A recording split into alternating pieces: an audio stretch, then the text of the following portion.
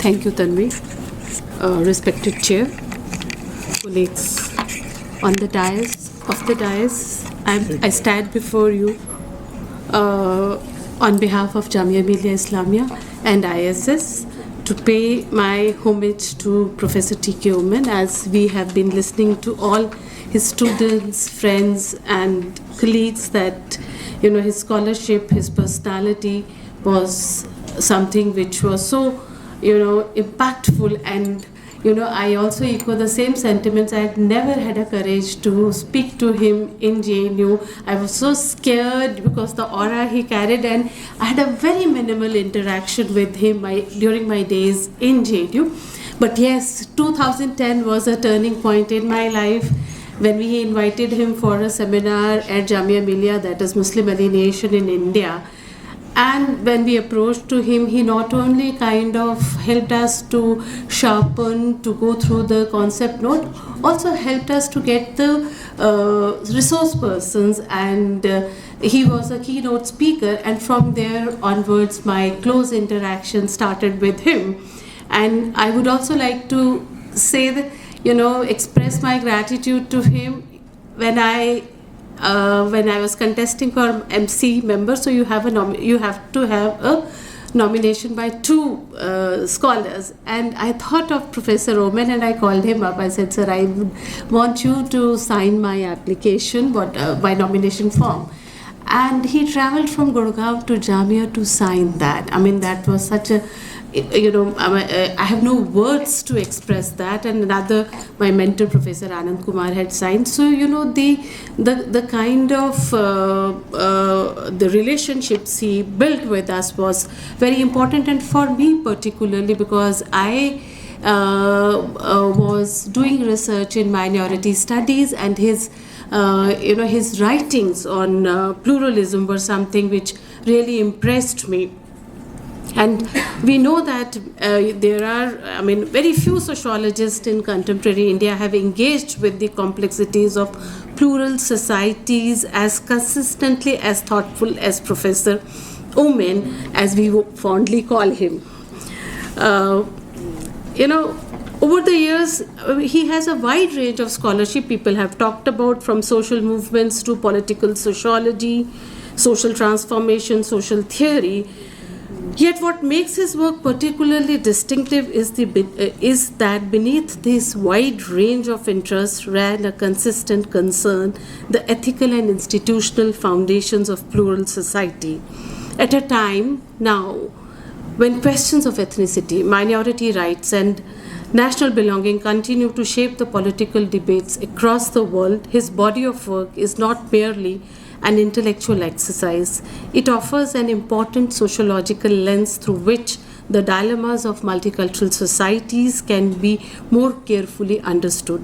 And perhaps this is why his work continues to speak to us even today with remarkable clarity and relevance.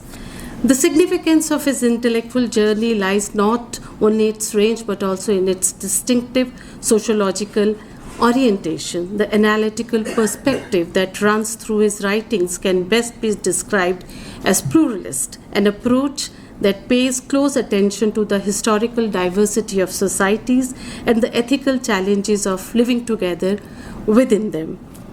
Rather than aligning himself with any single theoretical camp, his scholarship sought to reconcile the universal and the particular, the indigenous and the global. In doing so, he opened new conceptual pathways for thinking about sociology of plural societies and the conditions necessary for democratic coexistence. At the center of Professor Oommen's sociological imagination lies a profound question, especially his late writings. How can culturally diverse societies sustain democratic coexistence? And his admiration for Jamia when he joined as a visiting professor was about the composite culture, the Dini Talim, and he would engage students with the question of diversity, identity, unity in diversity, and he would often, he was very particular and meticulously listening to the students. And friends, in Board of Studies, we always look for students who are very rigorous with methodology. And at times he will pick up a student who is weak, who could not express. And if we had little reluctance to take that student, he would say that as a teacher, you should know how to craft, the skill of crafting. So, he was a savior for many students till the time he was on our board of studies. So, I was also particularly, impressed by his work on Gujarat, the post-Godhra rights. He was also on the committee, as many of us know, on Gujarat Harmony Project. Yeah, Gujarat Harmony Project.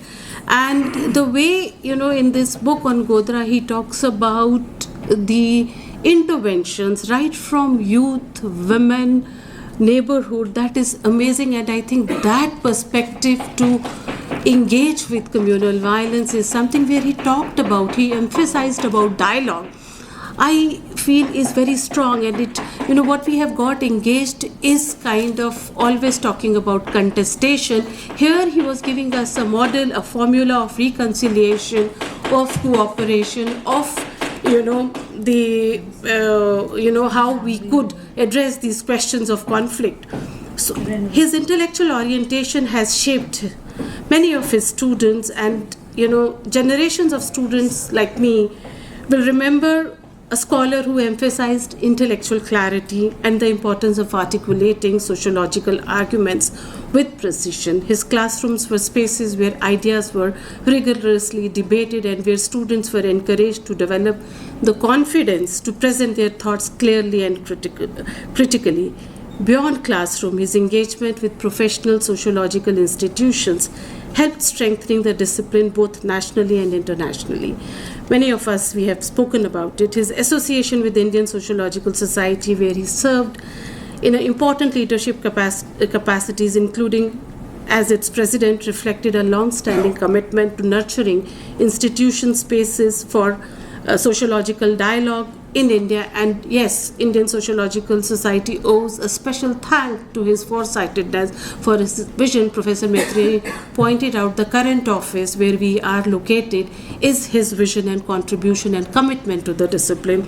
At the global level, the engagement with the international sociological community expanded the reach of Indian sociology. As a president of International Sociological Association, he played a crucial role in placing Indian sociology firmly within the global sociological conversation. Through these engagements, his influence extended beyond scholarship to shaping the institutional life of the discipline in India. His leadership exemplified scholarly excellence combined with institutional vision. As all of us know, and many of us have mentioned that his his presence in these two committees, which were very significant, such a committee, where he chaired the advisory committee, and he was also in the Gujarat Harmony Project. Interestingly, when he came to, Jamia, he was very much interested to understand. He said that we need more studies, autoethnographical studies, his interaction with the mechanics, these young boys who were getting into these, small jobs, and he would say that we have to look at the reasons why are they getting there. Though in such a committee, he has talked in detail about the discrimination which they faced. So, I would like to conclude and say that Indian Sociological Society remains profoundly indebted to him for his visionary leadership. At a critical juncture in its history, his foresight and commitment to institutionalizing the society helped to stabilize it during difficult times. Today, as we gather here to remember him, we are reminded that his legacy lies not only in the books he wrote or the institutions he helped to build, but also in the intellectual courage with which he defended the values of pluralism, dialogue, and democratic coexistence. On behalf of Indian Sociological Society, I thank his contribution, his vision for strengthening ISS, and I'm sure his intellectual legacy will continue to inspire generations committed to rigorous scholarship and the pursuit of justice. Thank you.